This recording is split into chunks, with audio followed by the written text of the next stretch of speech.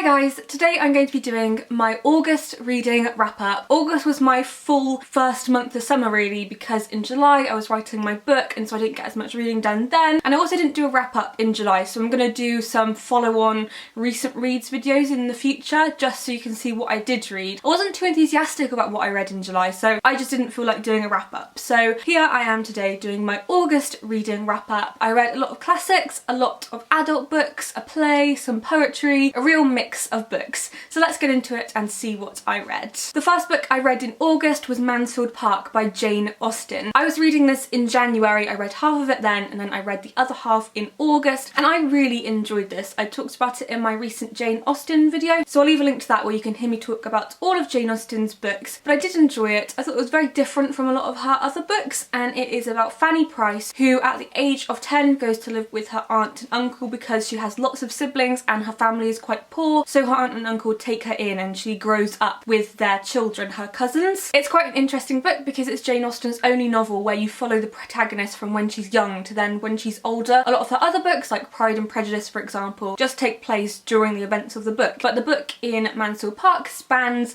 a long period of time from when Fanny's 10 to then as she's growing up. So I think it's about 10-15 years that the book follows. Fanny Price is a fascinating protagonist because she's not very present on the page, and a big theme in Mansfield Park is passivity and I suppose waiting to get what you want, because when you're reading the book, as you're reading a scene with Fanny in it, you hardly know that she's there. You hardly hear her thoughts or her feelings, or she doesn't talk a lot even. You know she's there, you're aware that she is there, but she doesn't take part and she doesn't actively drive the plot. Like Catherine Morland in Northanger Abbey for example, she affects the plot massively. She is the one who makes things happen in the plot, but it's everybody else making the plot happen in Mansfield Park.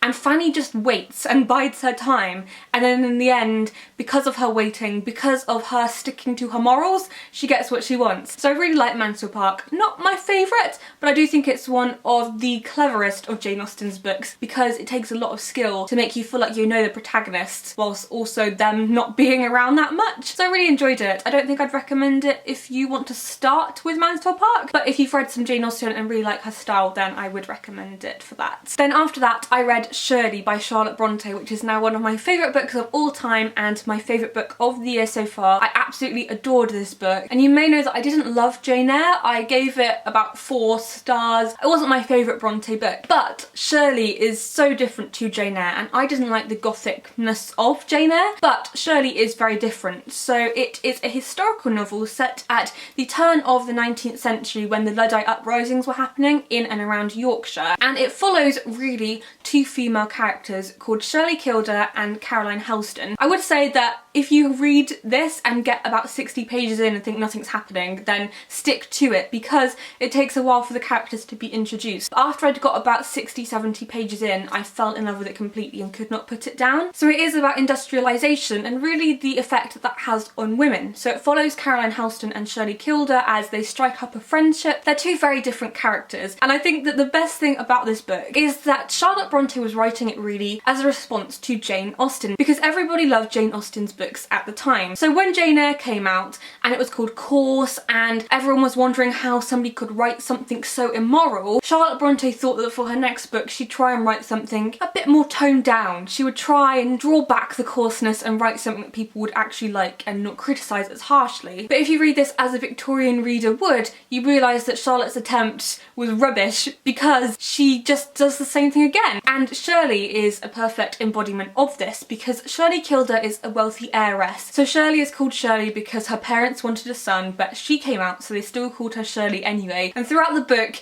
she's very forceful, very domineering, and she mentions a lot that they should call her Captain Kilder, and she runs the show like if a man was running it. So a Victorian reader would think this is not a woman's place, this is still really coarse and we don't like this. But from a modern day reader's perspective, that is amazing because Shirley is a real subversive character, and then you also have the character of Caroline who is the complete opposite of that. So between the 2 characters you really get a feel of what it's like to be a woman at the turn of the 19th century and how industrialisation affects women too. Not just the men, although we do see how that affects men too in the book, but I think it's all about women carrying on and just how amazing women could be. And I love Shirley, I love Caroline. I'm going to be talking about this this book a lot more in the future because I love it. It is now one of my favourite books of all time. I want to reread it actually just because I loved it so much and it was such a pleasant surprise. So I gave this one 5 stars. No surprise there, you know how much I love the Brontes, but I really did love this. After that I read The Picture of Dorian Gray by Oscar Wilde, which is one of the books that I'm studying for A-level English literature this year. I'm doing my coursework on The Picture of Dorian Gray. I have to compare this with another text, and this is my pre-1900 choice. So this was written right at the end of the Victorian period in around 1899, and I usually read stuff that is a lot earlier, so it's good to read something and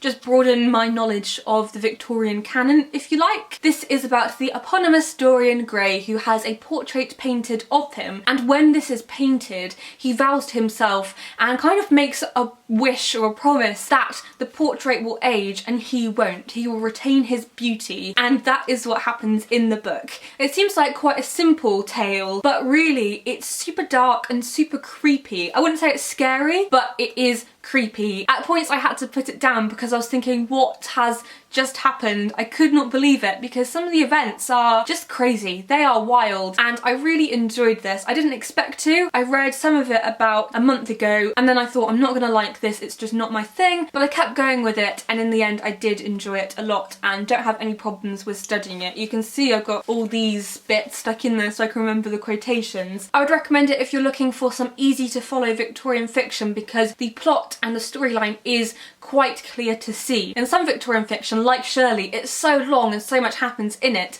but this is a slightly shorter novel, and so you do get a feel of what the book is about pretty much from the start. This is another one of those books that was criticised when it came out because it was so immoral, and you can really see that as you're reading it. Even I, as a modern day reader, when I was reading it, thought this is slightly weird. I mean, I felt immoral as I was reading it, and I don't usually feel like that. Like with Shirley, I'm gonna go back to Shirley again, I didn't feel like that when I was reading it. I felt like those criticisms were a product of their time, but as I'm reading The Picture of Dorian Gray, I'm thinking, I feel corrupted just reading it because it is a wild reading experience, let's just put it like that. But I did enjoy it. I'm gonna be studying it for the next few months, so I'm looking forward to that and getting deeper into it. I think it's gonna be a good one to study. Then after that, I read a YA novel, which was Tash Hutt's Tolstoy by Catherine Ormsby. Look at Leo Tolstoy hanging out on the cover and on the spine. I do think that is amazing. I mean, I never thought I would see Leo Tolstoy on the cover of a YA book, but this book was fantastic. It's about main character Tash, who has a web series based on Anna Karenina by Leo Tolstoy,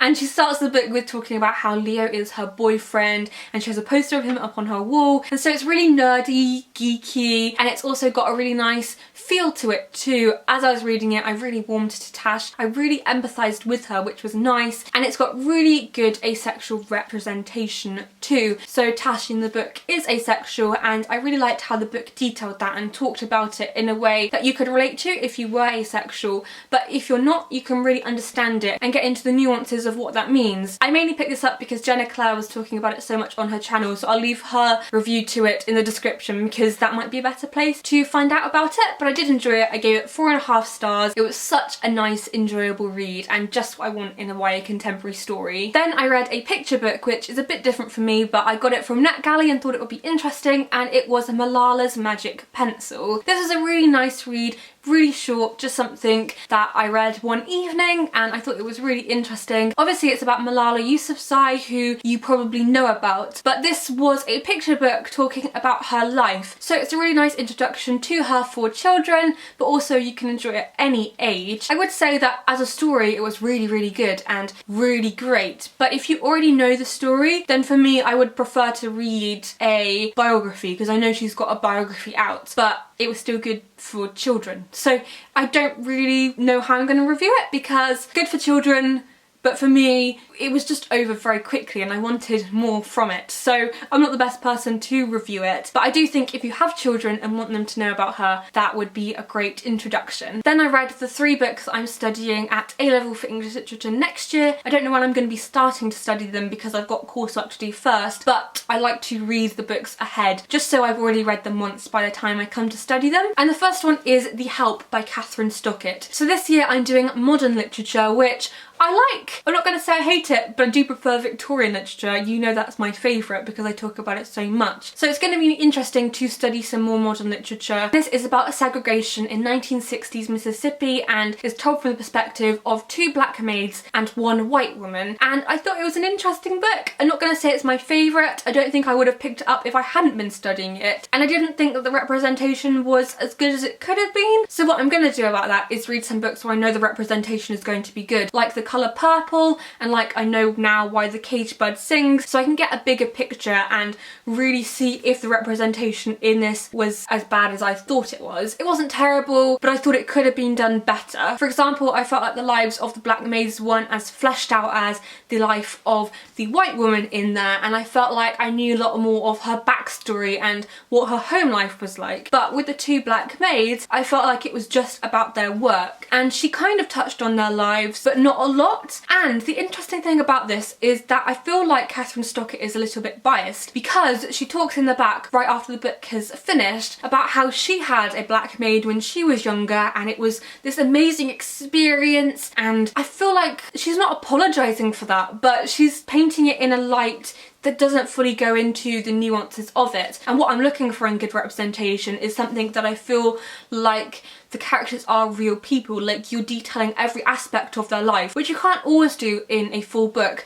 But there was a lot of pages in this to explore that, and I didn't feel like it was touched on enough. I mean, it wasn't a bad book, but I wouldn't say it was the best book either. I think I'd give it 3 stars. It was an enjoyable read, a very quick read, but at the end of the day, I didn't love it, and I wasn't really disappointed with that. I didn't expect to love it, but I would have liked a bit more from it. I don't really have faith in recommending this. Then the play I'm studying next year is A Streetcar Named Desire by Tennessee Williams, and when I started reading this I wasn't sure whether I was going to enjoy it because I feel like my experiences with American plays are quite hit or miss. So I really loved A View from the Bridge by Arthur Miller, but I didn't like A Death of a Salesman. I was thinking as I was going into it, I'm not sure if this is going to be my thing. I don't really like books that talk about the American dream in an overly explicit way, but this wasn't one of those plays, and in fact it has a really interesting portrayal of mental health. So it's about 2 characters called Stella and Stanley who are married, and then Stella's sister comes to visit them, and she's a really interesting character, and I'm not sure how it will be acted out, so I'm going to watch an adaptation of it, some kind of staged version, which I'm sure you can probably get on YouTube, and I'm gonna see how that changes depending on how it is performed, because I do think that the best way to read a play is to watch it first and then read it, but I didn't really have time to do that because I did want to read them first, so I will watch it at some point during the year. But I did enjoy it. If you're studying this, I think it would be great, and I think it's one of those books that if you haven't studied it, then you should read as well. And then the poetry collection I'm studying this year is Feminine Gospels by Carol Ann Duffy. I don't love her poetry. I didn't hate it either,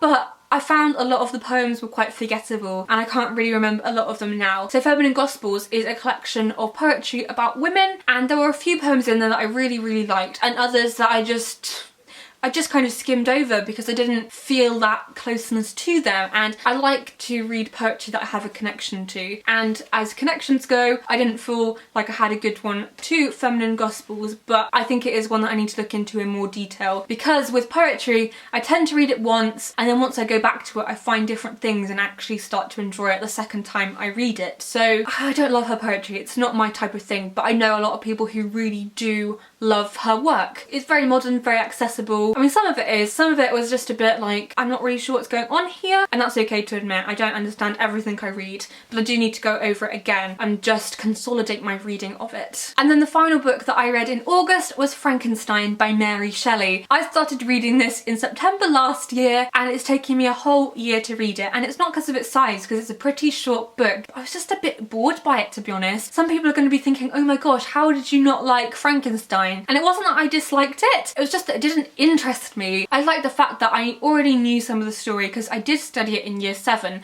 but we studied some kind of watered down script of it, so I knew the basic story, I pretty much knew what was going to happen. I didn't feel a connection to Dr. Frankenstein as I was reading it. I think if you don't feel a connection to the main character, then you don't care what happens to them. So whilst I was interested in what happened, I didn't care, and I wanted to care. I really wanted to care about it, but I just didn't. I think it's one that everybody should read. I think it's great if you want to read classics and want to get into them, but for me, it wasn't my favourite. But I'm looking forward to reading some more of Mary Shelley's works because I didn't realise she had so many. So I'm going to try and read Matilda at some point this year maybe, or at the start of next year, because I think that will be really good. And I just want to find out more about her writing and how she matured as a writer as she grew up. Because she wrote this when she was 18 and it was published when she was 21. So that is great. I love those kinds of stories, and the story behind Frankenstein is probably a lot more interesting than the actual book. But some people really love it. I just didn't feel that enthused about it. So that was my August reading wrap up. I'm sure you will agree that I read some really good books and an all-time favourite book, which I always love. So let me know in the comments your favourite book that you read in August. Were there any that really disappointed you? I want to know. So leave them in the comments and I